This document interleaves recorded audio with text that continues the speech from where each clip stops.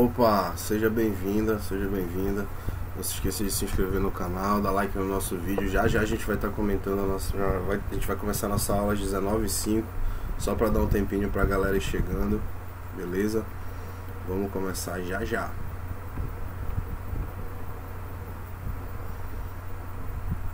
Vamos começar já.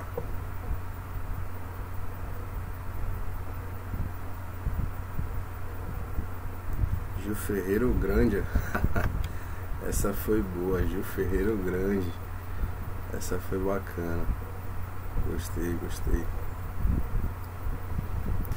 Bora lá, não se esqueçam, quem já está assistindo o vídeo aí, não se esqueçam de convidar os amigos, convidar os parceiros, a galera que tiver nos grupos de WhatsApp. Vamos convidar todo mundo, sejam bem-vindos. É muito bom tê-las aqui. A gente vai começar já, vou dar só mais um minutinho pra galera ir chegando, tá? Deu uma pequena quedazinha aí. Isso não estava acontecendo ainda agora. Deixa eu só ver o que eu faço aqui para melhorar isso.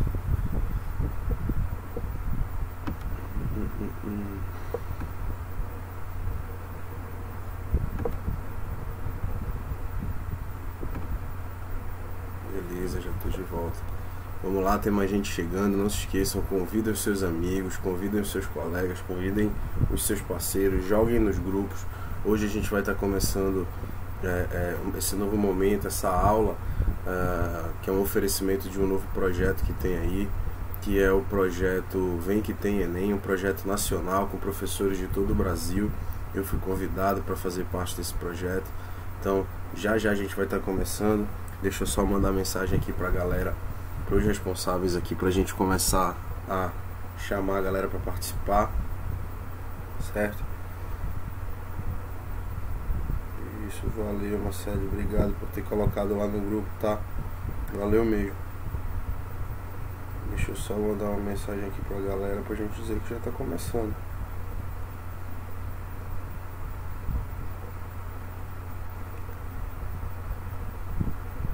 Muito bem, então vamos lá, galera. Não vamos mais ficar esperando por ninguém. Vamos começar a nossa aula de hoje, tá?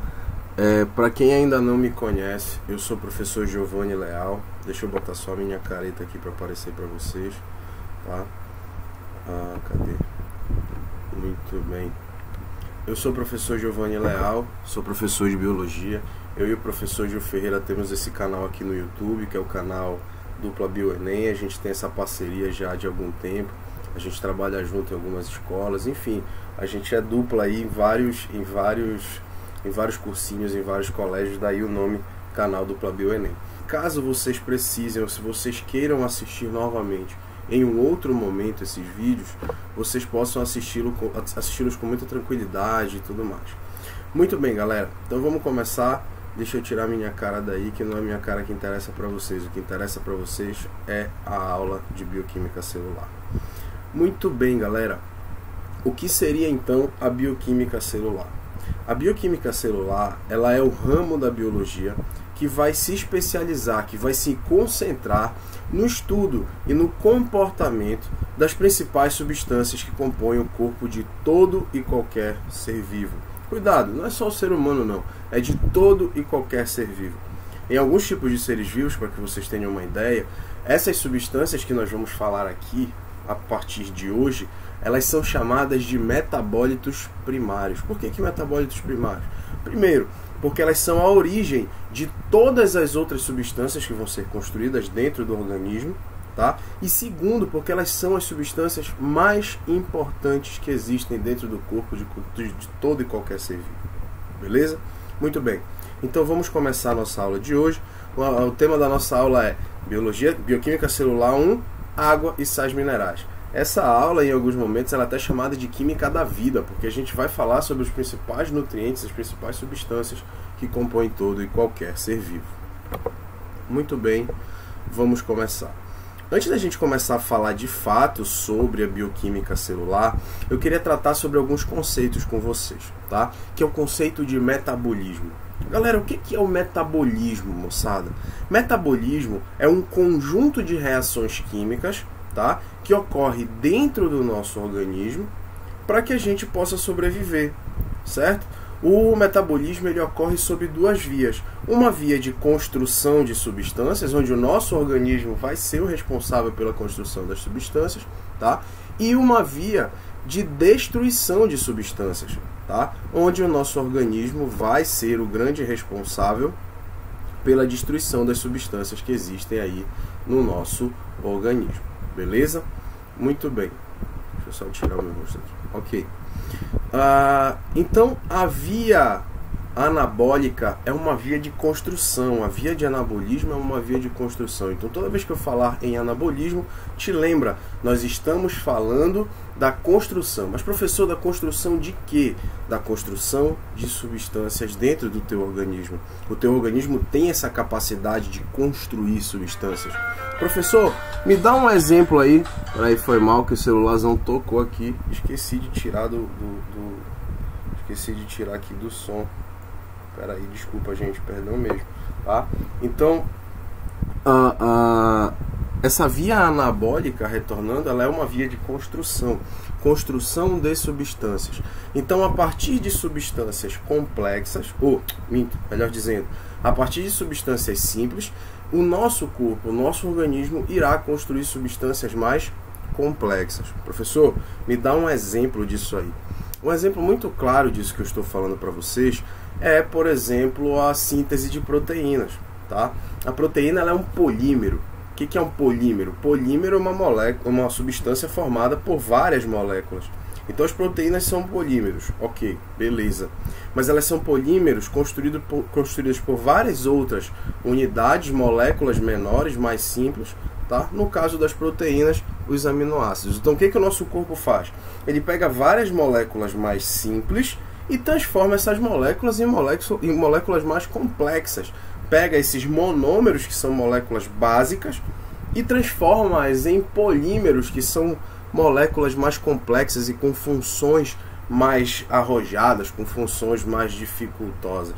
Ok? Então isso é uma forma de construção. Isso é uma forma que o teu corpo encontra de construir substâncias. Isso é anabolismo. Ei, amiguinho, amiguinha, você que está se preparando para fazer essa prova do Enem, não te esquece, tá? Eixos cognitivos do Enem. O aluno, a aluna, deve ser capaz de compreender textos, gráficos, imagens ou tabelas. Eu poderia te falar sobre anabolismo só colocando uma imagem de um pedreiro construindo um muro? Poderia, cara. Isso faz parte dos eixos cognitivos do Enem, tá? Galera, não se esqueçam, quem for entrando aí, quem ainda não é inscrito no canal, por favor, se inscreva no canal, tá? Dê um likezinho aí bacana pra gente. A gente já tem 5 likes, olha que legal. Daqui pro final da aula seria bacana se a gente conseguisse pelo menos aí uns 15 likes. Essa é a coisa mais linda do universo, tá? Obrigado. Então o que acontece? Eu até esqueci o que eu tava falando. Fui falar aí pra galera, me emocionei com o pessoal que tava entrando, até esqueci o que eu tava falando. Enfim, então o nosso organismo ele vai ser capaz de construir essa... Ah, tá, lembrei. Se eu colocasse uma questão pra ti, ou se o Enem colocasse uma questão pra ti de uma construção, você seria obrigado a saber, claro que ele teria que te orientar no enunciado da questão. Você seria obrigado a saber que a imagem dessa construção poderia estar representando um processo anabólico? Sim, faz parte dos teus objetos de conhecimento. Da mesma forma, se a tua prova do Enem te chega com uma questão de um cara todo fortão, todo musculosão, e que o enunciado da questão te leva a falar sobre metabolismo, você seria obrigado a saber que aquela imagem diz respeito, ou então se refere, faz referência, faz você inferir ou aferir uma possibilidade de anabolismo? Claro, você tem que saber reconhecer. Assim como para o catabolismo, tá? Nós temos um processo de destruição. O teu corpo é capaz... Olá, Raíssa, tudo bem? Raíssa aí acompanha as nossas aulas de outros carnavais. Seja bem-vinda. Não te esquece de chamar a galera para participar. O pessoal tá de férias aí. Chama a galera para participar, que pro Enem 2020 não tem férias, tá? Então, galera, o que acontece? A via catabólica, ela é uma via de destruição de substâncias. Fala, meu amigo Edson, seja bem-vindo. Mais uma vez, parabéns pelo projeto Vem Que Tem Enem. Lembrando que essa aula ela é um oferecimento da página do Instagram do projeto Vem Que Tem Enem. Quem ainda não curte, procure lá, vem.que.tem.enem, tá? Procura lá, Vem Que Tem Enem, tá? No Instagram. E quem ainda não me segue no Instagram, eu vou colocar aqui no chat o Instagram do projeto, tá? @vem.que.tem.enem, tá? E vou colocar aqui também o meu Instagram. Quem ainda não me segue, tá? Me sigam lá, por favor. Esse nosso trabalho é um trabalho totalmente gratuito. A gente faz isso em troca, entre aspas, de uma divulgação um pouco mais intensa. Enfim, então, como eu dizia, tá? O processo catabólico é um processo de destruição. Giovanni, me dá um exemplo aí de como a gente pode falar em destruição de substâncias, de como é que a gente vai poder falar em catabolismo. Dou sim, sem problemas.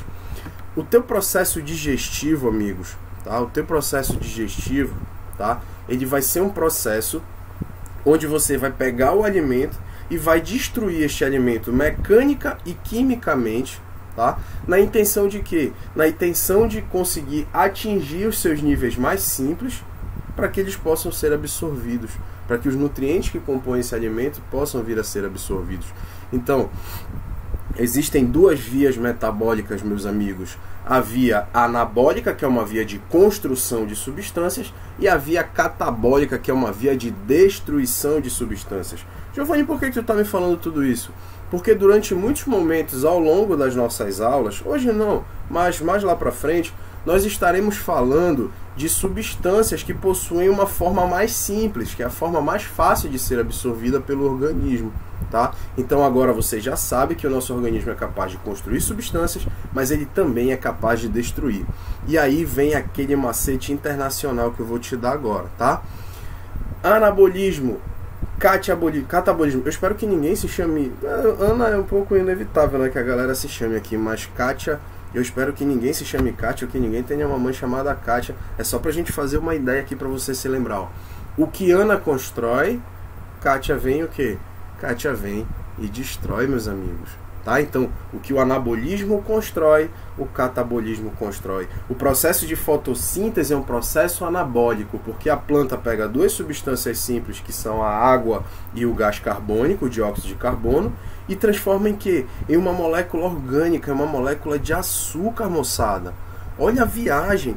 Então as plantas são capazes de fazer um processo anabólico muito incrível, de transformar substâncias inorgânicas em substâncias orgânicas. É algo absurdo, é algo incrível, tá? Da mesma forma, nós, nas nossas células, realizamos a respiração celular, que é um processo catabólico.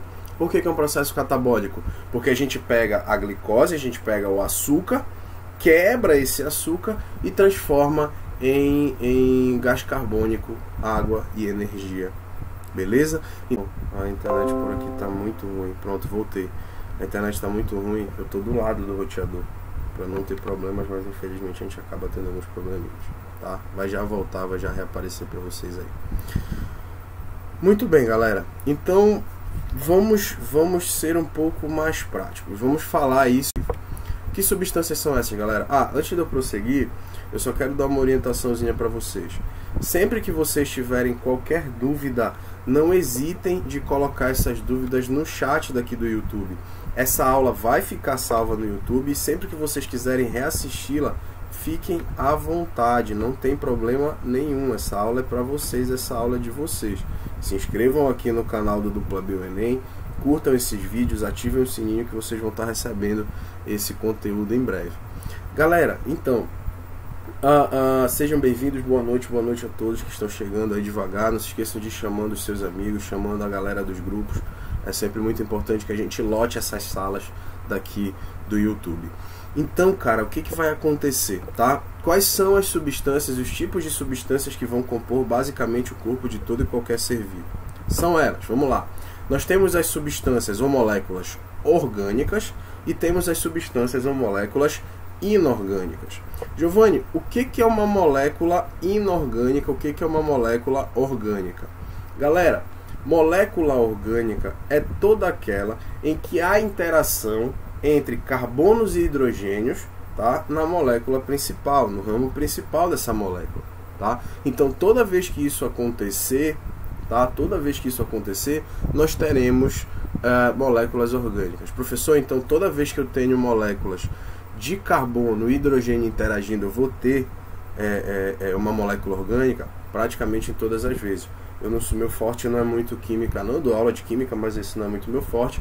Mas existem moléculas de interação de carbono e hidrogênio que não são orgânicas. Mas, para todos os efeitos, para a gente aqui em biologia é assim, tá? Toda vez que tiver interação entre carbono e hidrogênio, a molécula é orgânica. Beleza, ok.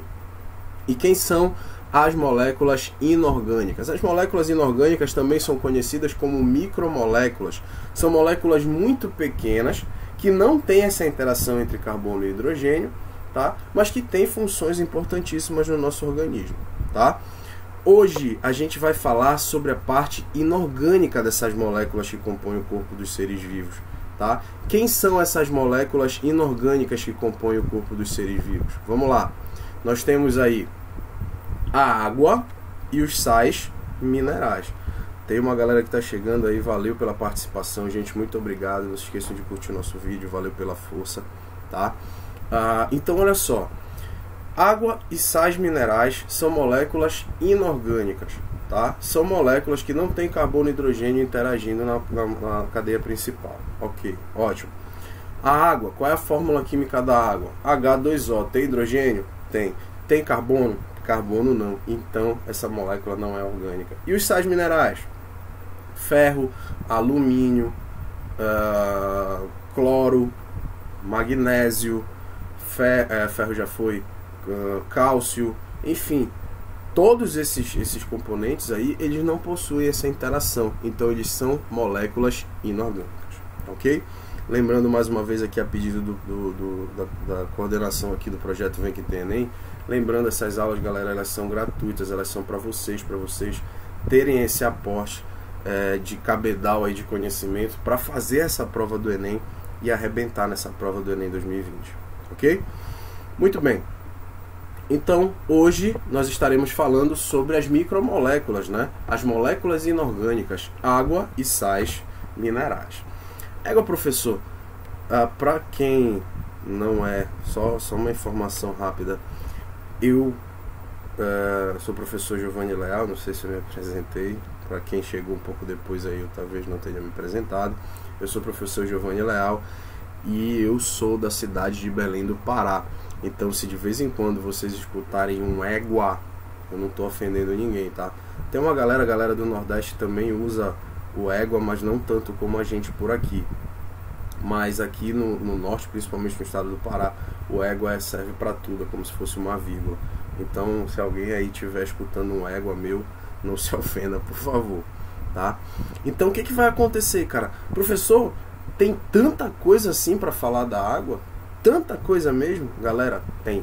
A água tem uma importância fundamental dentro do nosso organismo. Uma não, várias importâncias fundamentais dentro do nosso organismo. Então, bora dar uma olhada em que importâncias são essas? Beleza. Primeira importância, a água é uma molécula polar. O que significa dizer que ela é uma molécula polar? Ela é uma molécula cujos átomos que as compõem dão a ela essa característica de ter dois polos. Um polo com uma característica mais positiva e um polo com uma característica mais negativa. Os polos onde a gente encontra o hidrogênio, tá? Eles são polos de característica positiva.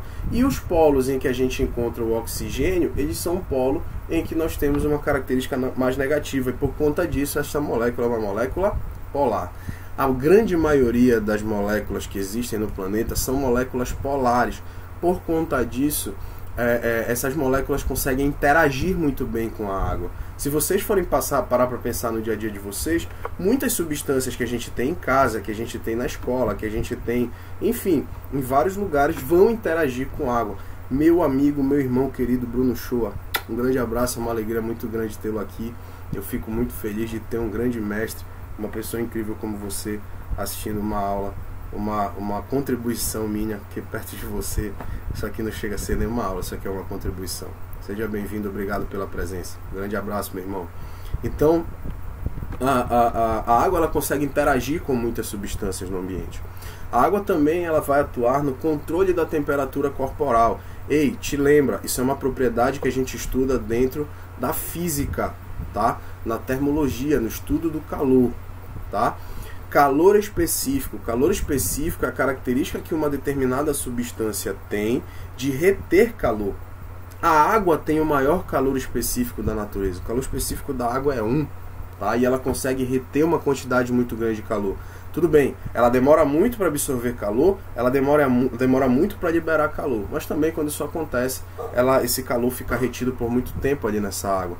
Então, dentro do nosso organismo, a água ela é fundamental no controle da temperatura corporal. Beleza? Muito bem.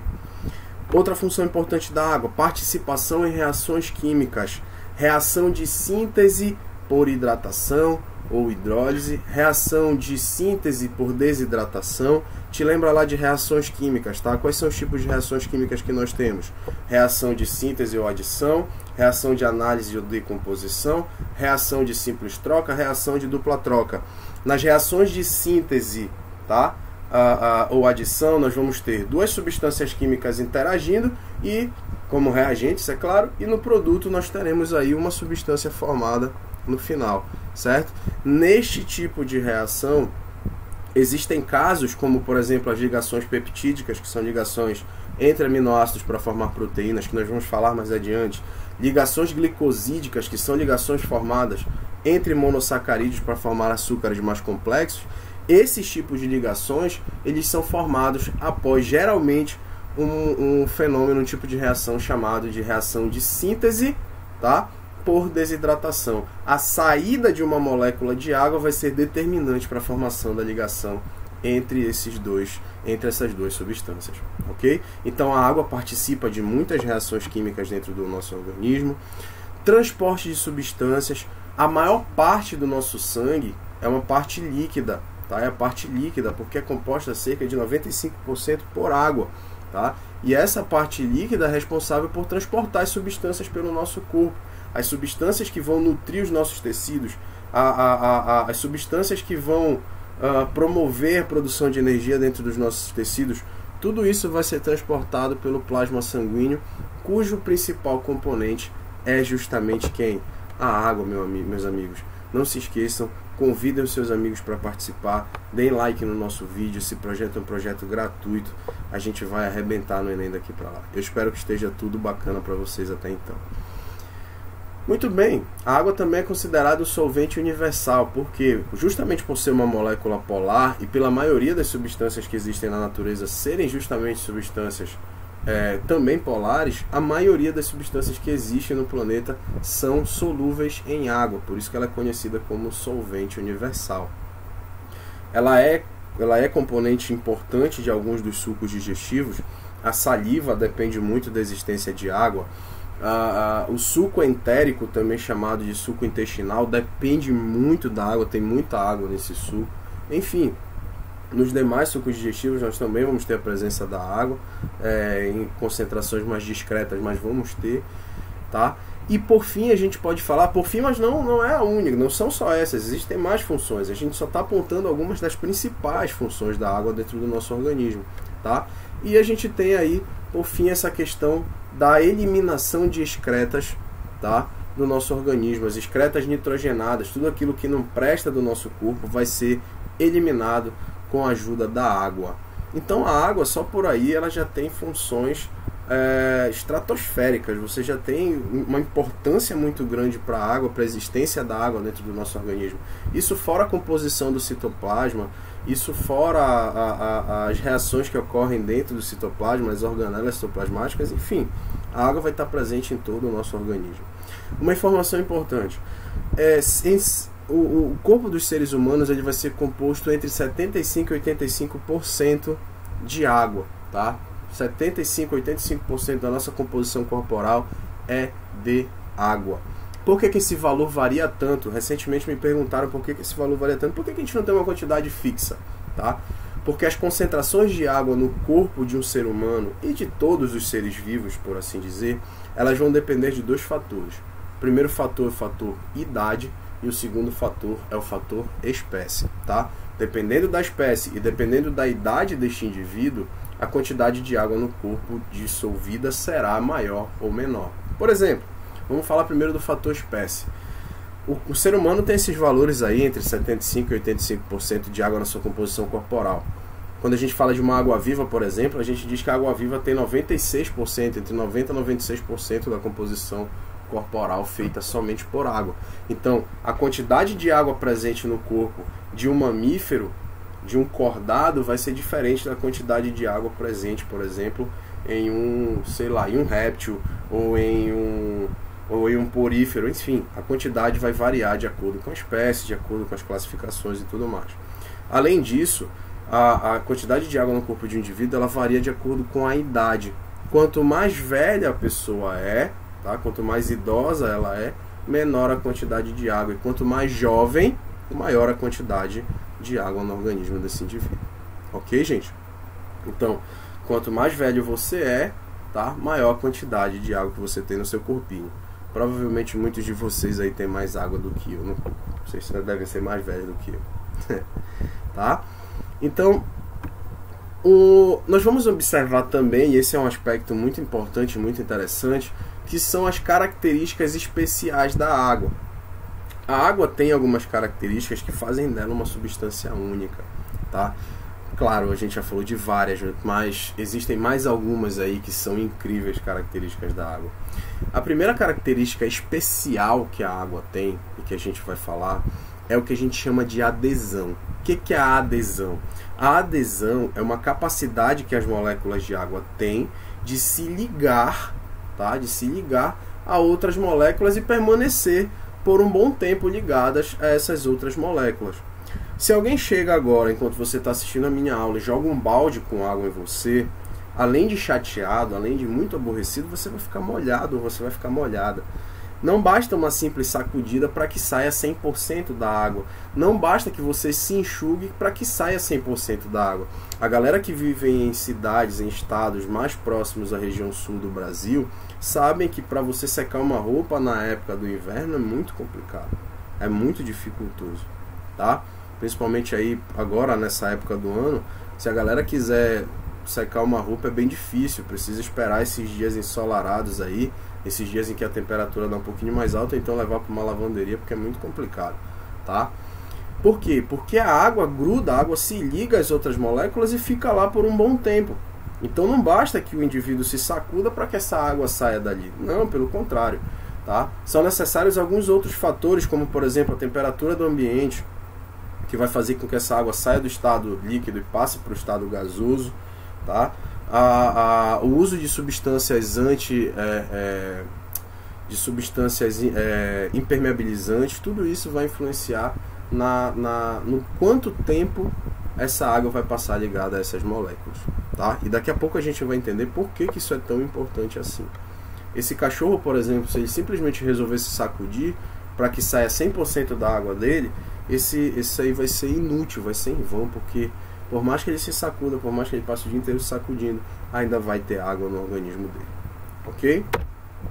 Principalmente na parte mais externa.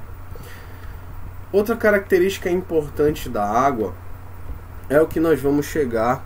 Parei aqui, valeu, aí sim, cumpri o prometido. A galera que está por aqui, não se esqueça, convidem os seus amigos para participar, digam que vocês vão pagar uma coxinha para eles depois vocês participarem dessa aula. Paguem aquela coxinha bacana daquele cara que vende no lugar suspeito, mas convidem os seus amigos para participar dessas aulas. É muito importante. As nossas aulas aqui, elas são em troca única e exclusivamente de divulgação, que vocês sigam as nossas redes sociais, o nosso YouTube, a conta do YouTube, no Instagram e assim por diante. Beleza? Valeu pela presença. Muito bem.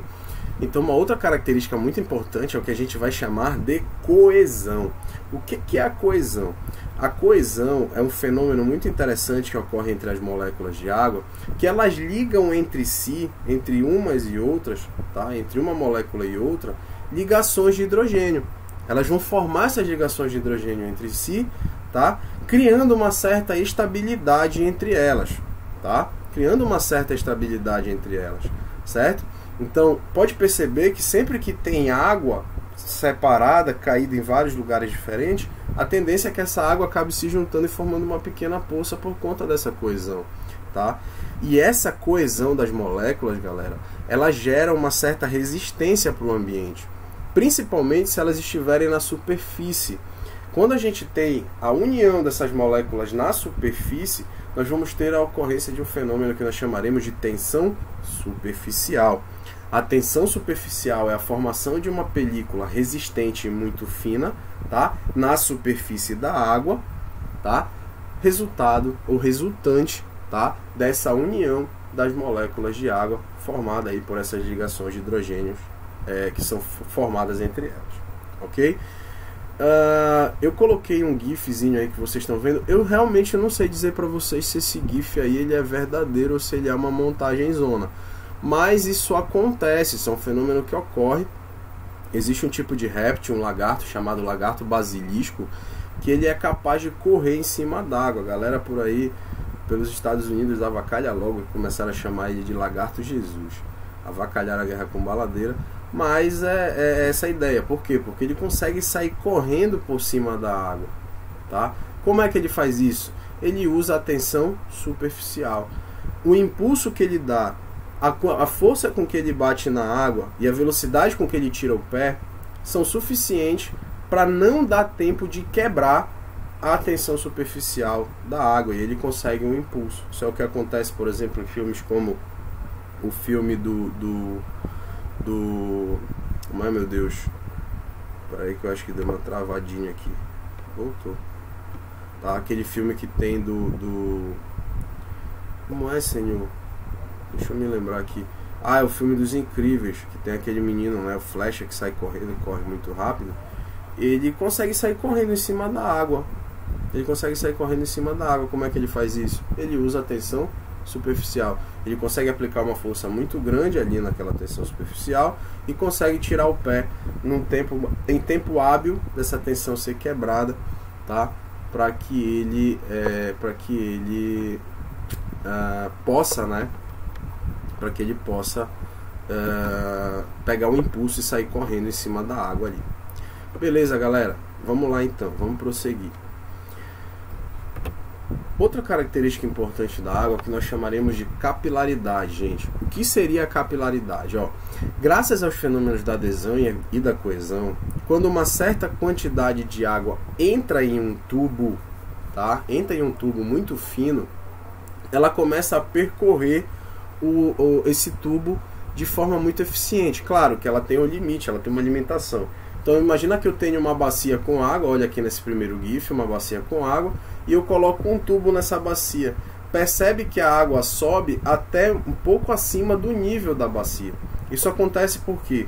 Porque o contato das moléculas desta água com as moléculas da parede do tubo, tá, faz com que essas moléculas meio que escalem as paredes do tubo por conta da adesão, e que as moléculas de baixo acabem forçando uma pequena pressão em direção à parte superior do tubo, ou para frente, ou para trás, ou para o lado, independente de onde seja, tá? Por causa das ligações de hidrogênio. Elas vão empurrar, além, claro, por coesão, além das moléculas irem subindo, escalando as paredes do tubo, tá?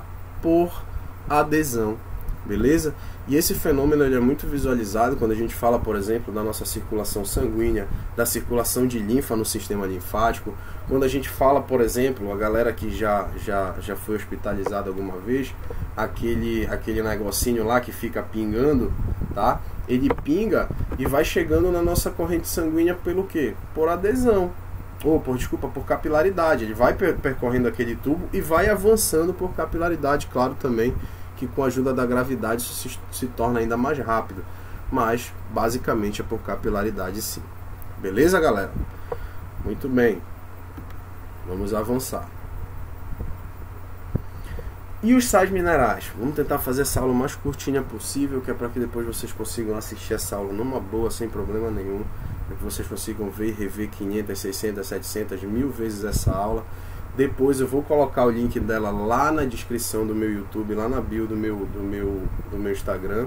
Quem ainda não me segue, tá aqui o meu Instagram, @prof.gilleal. Vai estar lá, vai estar disponível. Assim que tiver carregada no YouTube, eu vou disponibilizar para vocês.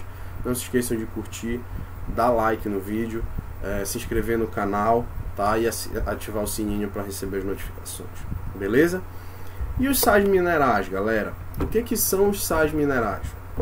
Os sais minerais, eles são substâncias, tá? Eles são substâncias que vão atuar como nutrientes reguladores dentro do nosso organismo. Reguladores por quê? Porque eles vão auxiliar certos fenômenos, eles vão ajudar certas ocorrências dentro do nosso organismo a acontecerem.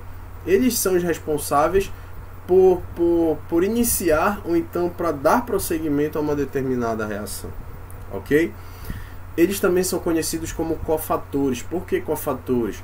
Porque justamente essa característica deles serem parte fundamental de uma determinada reação, só pela presença deles, tá? Eles são chamados de cofatores. A gente vai ver que os sais minerais são cofatores e as vitaminas são chamadas de coenzimas, porque elas vão ajudar algumas enzimas a funcionar. Beleza, gente?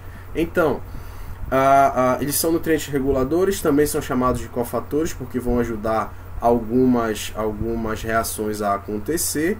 E eles são divididos em dois grandes grupos, tá? Que são o grupo dos macrominerais, que são aqueles que precisam ser consumidos em maior quantidade, tá? Claro que não precisa ser tanto assim. Eles têm que ser consumidos numa quantidade maior ou igual a 100 mg por dia, tá? Existem algumas variáveis aí, mas a ideia é essa, tá? E aí nós temos exemplos: o cálcio, o fósforo, o sódio, o potássio, o cloro, o magnésio e o enxofre, que são macrominerais, beleza? Que precisam ser consumidos em grande quantidade todos os dias. E os microminerais? Os microminerais são aqueles que não precisam ser consumidos em grande quantidade, menos aí do que 100 mg diárias desses minerais já são o suficiente, ok? Quem são esses microminerais? Enxofre, cobre, zinco, manganês, iodo, selênio e flúor.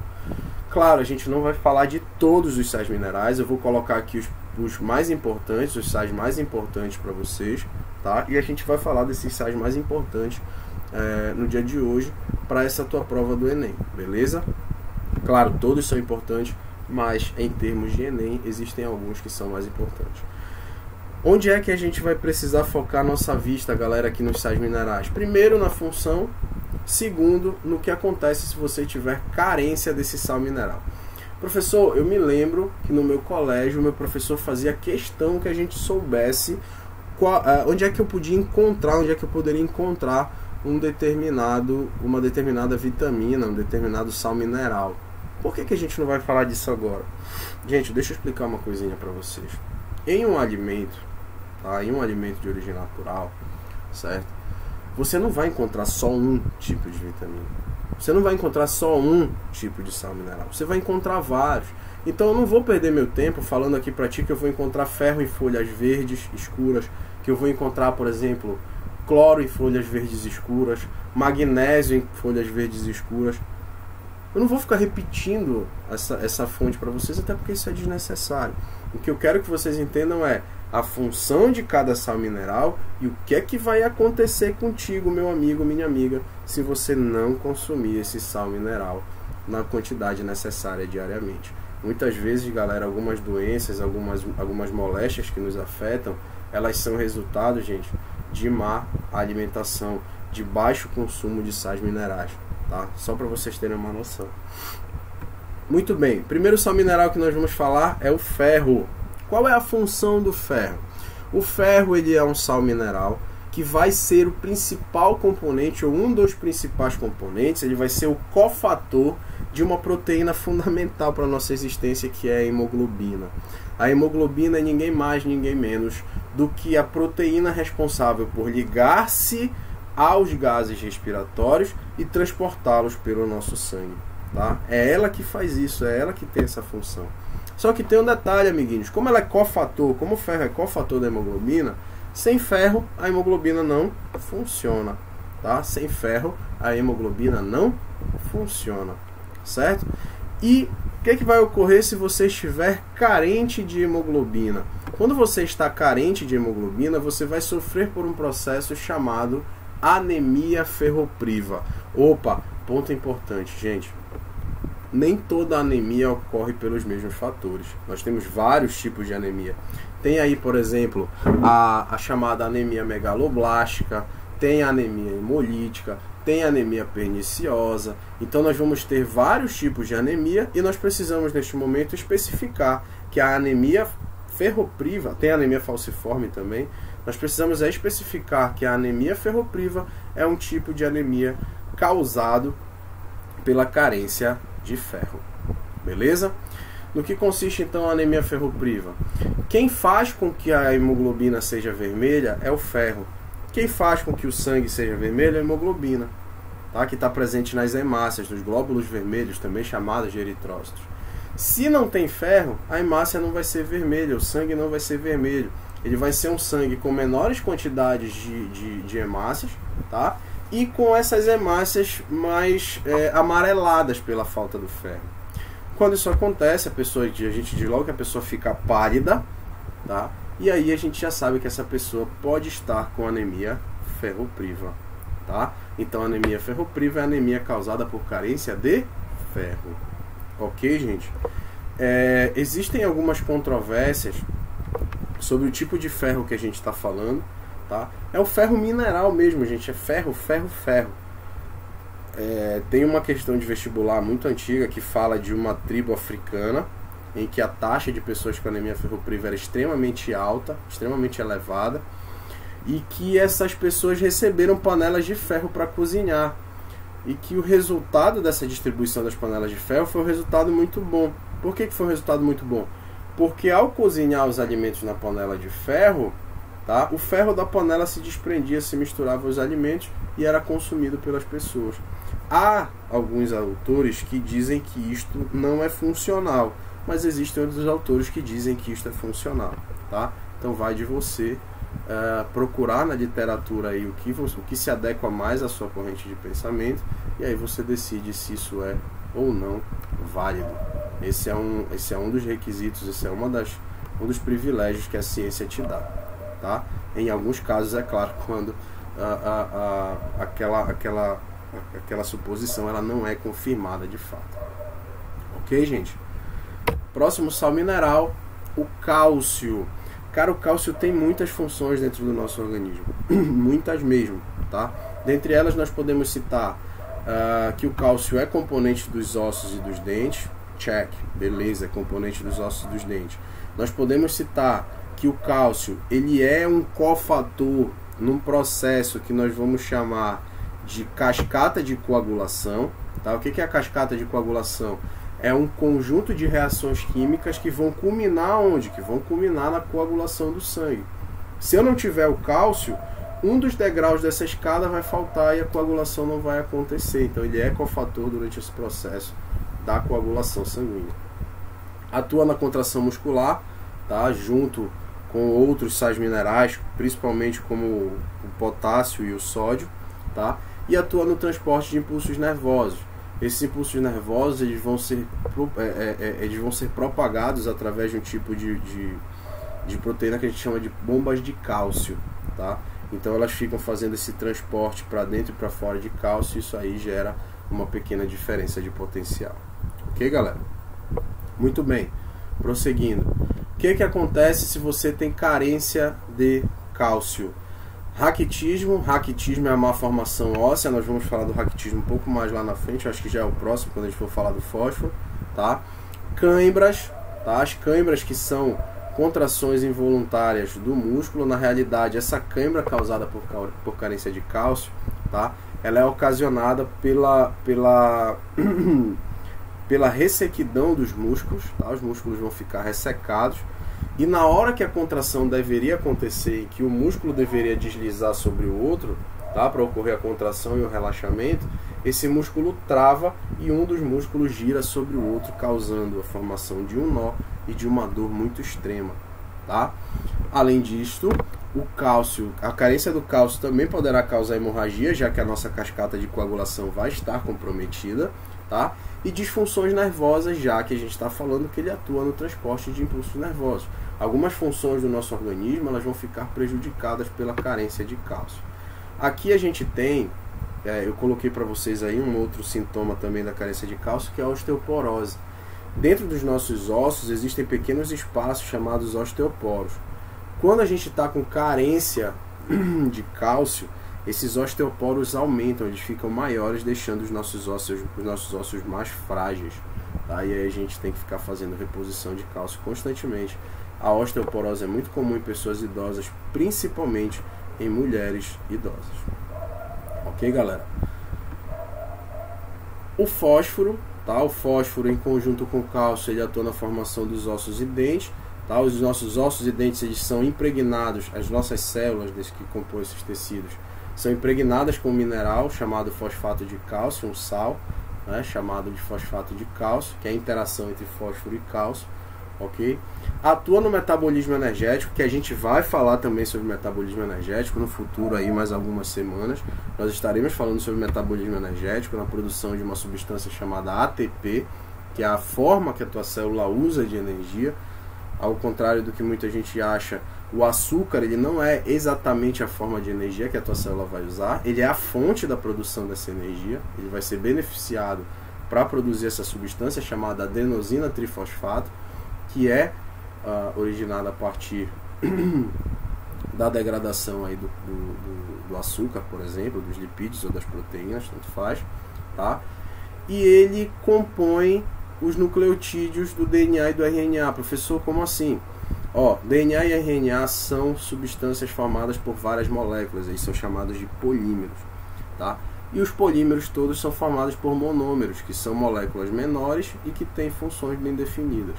Os monômeros que formam tanto DNA quanto RNA, eles são chamados de nucleotídeos, e lá eles têm um componente chamado grupo ou grupamento fosfato, que é feito logicamente de fósforo. A gente vai falar deles quando a gente for falar sobre os ácidos nucleicos, ok? Carência de fósforo, osteoporose e raquitismo também. Olha só, percebam como é que cresce um osso raquítico. Tem gente, eu não sei como é por aí pelo Brasil, tá? Nós temos alguns alunos que fazem parte daqui do projeto Vem Que Tem Enem, que estão assistindo essa aula hoje, que são de outras regiões do Brasil, tá? Mas eu já ouvi muita gente aqui no Pará achar ou chamar pessoas muito magras de raquítica. Gente, raquítico é quem tem falhas no crescimento ósseo, quem tem um crescimento ósseo problemático, isso geralmente por carência de fósforo ou por algum outro tipo de problema aí metabólico, ok? Problemas metabólicos também, até porque o ATP, adenosina trifosfato, depende da existência de fósforo dentro do teu organismo. Se você não tem, como é que você vai produzir energia para suas células? Tá? Às vezes, um estado que você está de saúde, um cansaço, como é que eu posso dizer?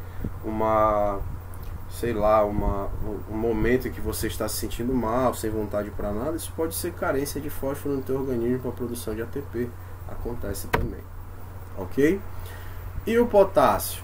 O potássio é um sal mineral que também vai ajudar junto com sódio e com cálcio na contração, na contração muscular, e também junto com o sódio vai auxiliar na propagação de impulsos nervosos. Ok?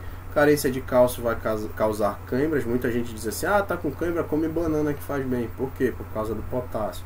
Mas existem alimentos como a batata doce, por exemplo, que tem muito mais potássio do que a própria banana. Tá? Então essa alimentação ela ajuda a evitar problemas como as câimbras. Temos o sódio. O sódio hoje é um dos grandes vilões da alimentação. Tá? A gente vai falar sobre nutrição também ainda aqui neste módulo. Tá? A gente vai deixar para falar sobre nutrição assim que a gente terminar de falar de todos os componentes, de todas as substâncias que compõem o corpo dos seres vivos. A gente vai falar sobre nutrição. E o sódio, né, do sal de cozinha, ele é um dos maiores vilões dos tempos modernos. Por quê? Bora olhar a função do sódio aí. Ele atua junto com o potássio e o cálcio na transmissão de impulsos nervosos e contração muscular. Atua no controle, olha aí, da pressão arterial, segura esse aí. E atua no controle osmótico, segura esse aí também, tá? O sódio ele é tão importante que a gente vai falar de duas situações divergentes dele. Tanto na sua a gente vai falar da sua carência e do seu excesso, tá? Carência de sódio vai causar câimbras e problemas neurológicos. Perda excessiva de água. Por que perda excessiva de água? Porque uma determinada concentração de sódio no teu organismo faz com que a água fique retida no teu organismo, que ela não seja totalmente perdida para o ambiente.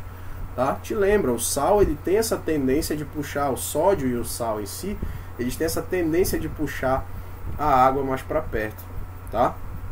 E aí, se você tem baixas concentrações de sódio no seu sangue, você vai ficar desidratado, você desidrata mais rápido. E a carência de sódio vai causar hipotensão. O que é hipotensão? Pressão baixa.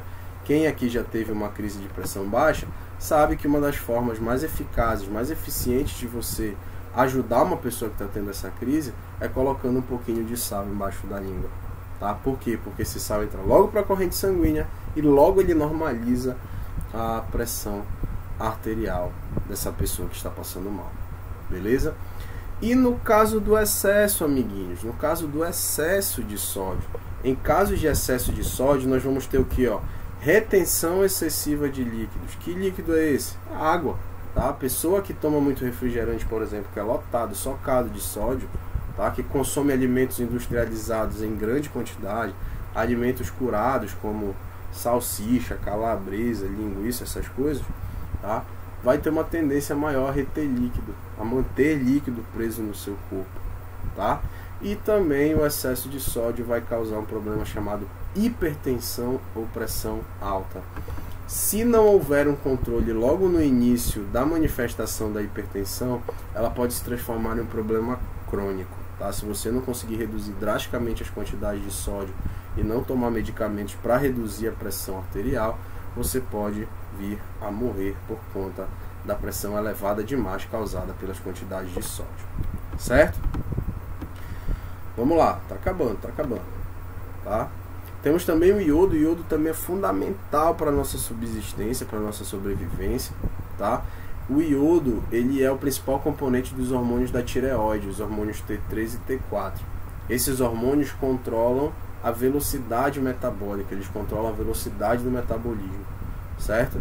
Se você estiver com carência de iodo, você vai apresentar um problema chamado hipertireoidismo, que é a desaceleração do teu metabolismo, causado logicamente pela carência de iodo.